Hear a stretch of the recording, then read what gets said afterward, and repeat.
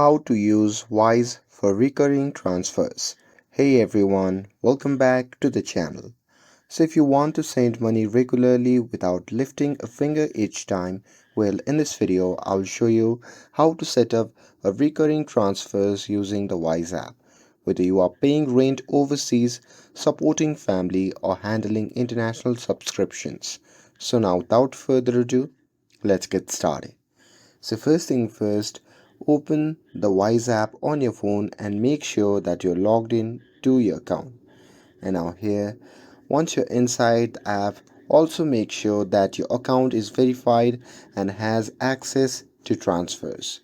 Now here, you simply have to scroll down and tap on send button.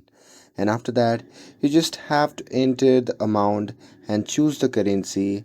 And after that, you just have to fill in the recipient details just like a regular transfer. But note that you can send to someone's bank account or Wise profile, whatever works for them. And now here is the important part. So there, if you scroll down and tap on repeat transfer or set up a recurring payment depending on your device, after that you can choose your frequency like weekly, monthly and every few months, whatever fits your need. Now here for example, if you want to send rent on the first of every month, you can just pick monthly and set the date. And after that, you just have to choose how you want to pay from your Wise balance, bank account, or debit card. And here, make sure that the source account has enough funds when the transfer date comes.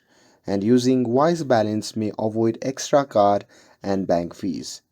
And here, once you're done with everything, simply double check all the details like recipient, amount, frequency, and payment method. And after that, just hit confirm. And here, if you want to change or cancel a recurring transfer later, no problem.